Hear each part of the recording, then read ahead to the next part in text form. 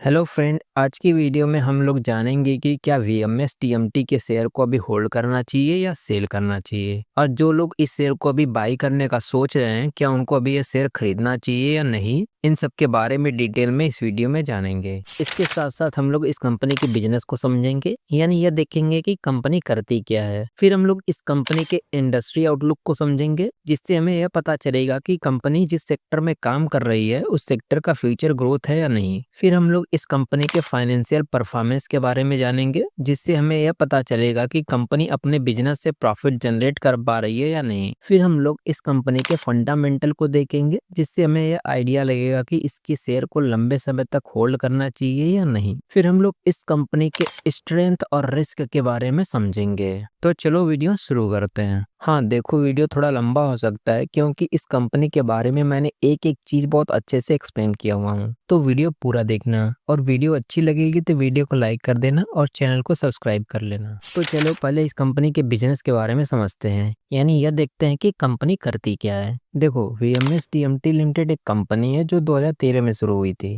इसका मेन काम है टीएमटी बार्स बनाना, जो कि कंस्ट्रक्शन वगैरह में यूज होता है। मतलब बिल्डिंग्स वगैरह में जो मजबूत राड्स लगते हैं ना, वही होते हैं टीएमटी बार्स। अब सिर्फ टीएमटी बार्स ही नहीं, यह कंपनी स्क्रैप और बाइंडिंग वायर्स का भी काम करती है। और यह सब जो माल है वह गुजरात में तो बिकता ही है, साथ में बाहर के स्टेट्स में भी जाता है, यानी कि गुजरात के साथ साथ बाहर के राज्यों में भी बिकता है। इनका जो मैन्युफैक्चरिंग प्लांट है वो भायला विलेज में है, जो अहमदाबाद डिस्ट्रिक्ट में आता है। अब यह लोकेशन बहुत ही स्ट्रेटेजिक है। इसका मतलब यह कि जगह बहुत ही काम की है। मतलब यहाँ से सामान भेजना, इधर उधर डिस्ट्रीब्यूशन करना बहुत आसान हो जाता है। लॉजिस्टिक जैसे ट्रक आना जाना, गोदाम वगैरह मैनेज करना, सब कुछ स्मूथली हो जाता है। अब बात करें इनके डिस्ट्रीब्यूशन नेटवर्क की, तो कंपनी एक नॉन एक्सक्लूसिव तरीके से काम करती है। इसका मतलब जो डीलर या डिस्ट्रीब्यूटर है वह सिर्फ इसी कंपनी का माल नहीं बेचता, वह दूसरी कंपनी के प्रोडक्ट भी बेच सकता है। 31 जुलाई 2025 तक इनके पास 3 डिस्ट्रीब्यूटर थे और 227 डीलर्स थे।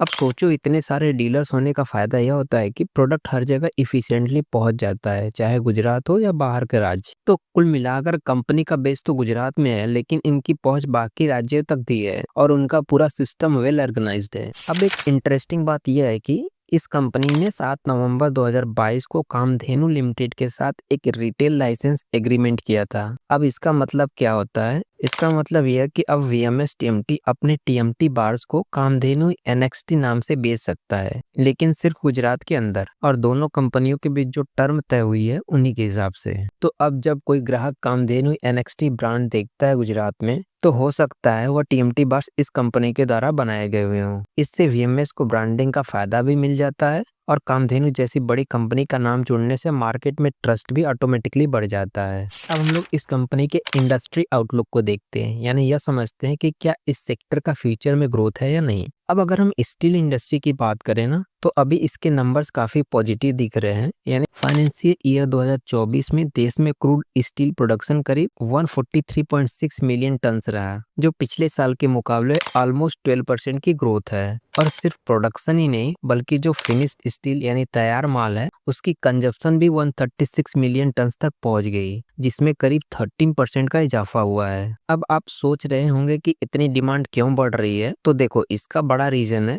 सरकार के द्वारा चल रहे इंफ्रास्ट्रक्चर प्रोजेक्ट्स, जैसे कि roads, highway, metro project, port और सबसे जरूरी अफोर्डेबल हाउसिंग। ये सारे बड़े बड़े प्रोजेक्ट जब चल रहे होते हैं तो उसमें भारी मात्रा में स्टील और टीएमटी बार्स की जरूरत होती है। और सबसे खास बात यह है कि यूनियन बजट 2024-2025 में सरकार ने इंफ्रास्ट्रक्चर के लिए 11 लाख करोड़ रुपए का बजट एलोकेट किया है। अब इतनी भारी इन्वेस्टमेंट में यह ऑलमोस्ट तय है कि आने वाले कुछ सालों तक टीएमटी बार्स की डिमांड स्टडी बढ़ती रहेगी, यानी धीरे धीरे बढ़ती रहेगी इसकी डिमांड। इसके अलावा अर्बनाइजेशन भी एक बड़ा फैक्टर है, यानी लोग धीरे धीरे गांव से शहर की तरफ शिफ्ट हो रहे हैं। और अब सिर्फ बड़े क्लाइंट ही नहीं, बल्कि टीयर सेकेंड और टीयर थर्ड सिटीज में भी हाउसिंग की डिमांड तेजी से बढ़ रही है। इसका सीधा असर यह होता है कि कंस्ट्रक्शन एक्टिविटीज बढ़ती है और वहां भी टीएमटी बार्स की डिमांड ऑटोमेटिकली बढ़ती है। अब अगर हम आगे की पिक्चर देखें, तो एक्सपर्ट का मानना है कि आने वाले 5 सालों में इंडिया की स्टील डिमांड हर साल करीब 7 से 8% की दर से बढ़ेगी। और यह ग्रोथ सिर्फ इंफ्रास्ट्रक्चर से नहीं, बल्कि हाउसिंग फॉर ऑल जैसी गवर्नमेंट स्कीम और इंडस्ट्रियल डेवलपमेंट की वजह से भी बढ़ेगा।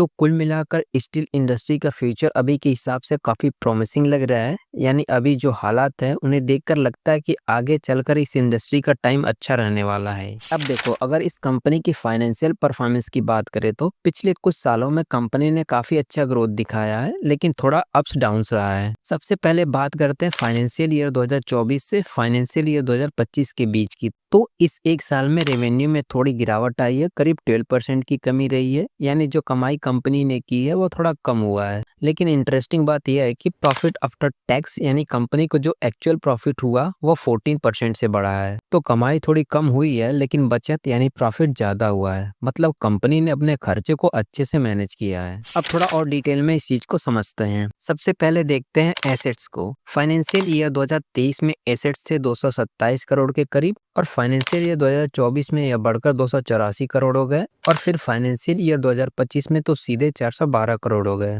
और फिर जून 2025 तक यह और बढ़कर के 449 करोड़ तक पहुंच गया। तो साफ है कि कंपनी के पास जो टोटल प्रॉपर्टी है और रिसोर्सेज हैं वह साल दर साल बढ़ते जा रहे हैं। अब टोटल इनकम की बात करें तो फाइनेंशियल ईयर 2023 में 882 करोड़ थी, फाइनेंशियल ईयर 2024 में थोड़ा गिरकर 873 करोड़ हो गई, और फिर फाइनेंशियल ईयर 2025 में और गिरकर 771 करोड़ रह गई। लेकिन जून 2025 के जस्ट 3 महीनों में ही 213 करोड़ की इनकम हुई, जो डिसेंट लगती है। अब आते हैं प्रॉफिट आफ्टर टैक्स पर। फाइनेंशियल ईयर 2023 में सिर्फ 4.2 करोड़ था, फिर फाइनेंशियल ईयर 2024 में 13.47 करोड़ हो गया, और फिर फाइनेंशियल ईयर 2025 में यह बढ़कर 15.42 करोड़ हो गया, और जून 2025 के पहले क्वार्टर में ही कंपनी ने 8.58 करोड़ का प्रॉफिट कर लिया, जो साफ दिखाता है कि कंपनी का परफॉर्मेंस इंप्रूव हो रहा है। फिर बात करें एबिडा की, यानी कंपनी का ऑपरेशनल प्रॉफिट, तो यह भी लगातार बढ़ते हुए आ रहा है, जो कि अच्छी बात है। और नेटवर्थ की बात करें तो इसका नेटवर्थ भी लगातार बढ़ते हुए आ रहा है।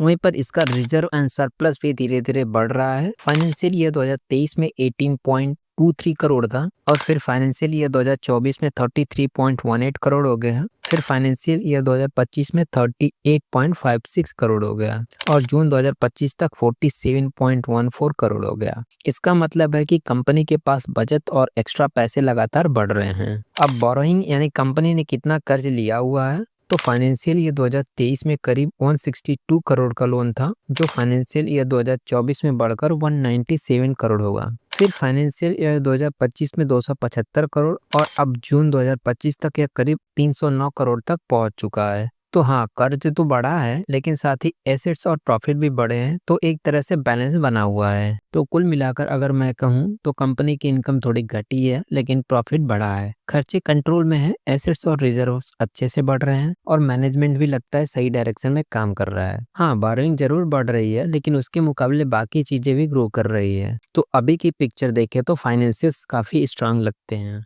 अब हम लोग इस कंपनी के फंडामेंटल्स को देखते हैं कि कंपनी फंडामेंटली स्ट्रांग है या नहीं। सबसे पहले कंपनी की मार्केट कैपिटलाइजेशन की बात करें तो आईपीओ के समय यह करीब 491 करोड़ के आसपास था। मतलब जब कंपनी ने अपना शेयर स्टॉक मार्केट में लॉन्च किया तब उसकी कुल मार्केट वैल्यू इतनी थी। अब बात करते हैं कुछ इंपॉर्टेंट नंबर्स की। सबसे पहला है ROCE यानी रिटर्न ऑन कैपिटल एम्प्लॉयड। इसे आप ऐसे समझो कि कंपनी ने जो पैसा लगाया है उससे उसे कितना फायदा हो रहा है। यहाँ यह करीब 12.79% है, जो अच्छा माना जाता है। फिर आता है डेट टू इक्विटी रेशियो, मतलब यह बताता है कि कंपनी ने कितना कर्ज लिया है और उसके मुकाबले कंपनी के अपने पैसे कितने हैं। यहाँ यह 0.06 है, मतलब कंपनी ने काफी कर्ज लिया हुआ है, या इसको ऐसे बोल सकते हो कि कंपनी ने अपने पैसों के मुकाबले 6 गुना ज्यादा उधार ले रखा है। यह थोड़ा ज्यादा है, तो इसे ध्यान में रखना चाहिए। अब देखते हैं इसके रिटर्न ऑन नेटवर्थ को। यह बताता है कि कंपनी ने अपने शेयर होल्डर्स के पैसों पर कितना प्रॉफिट कमाया। यहाँ यह 20.14% है, जो कि बढ़िया है, मतलब निवेशकों को अच्छा रिटर्न मिल रहा है।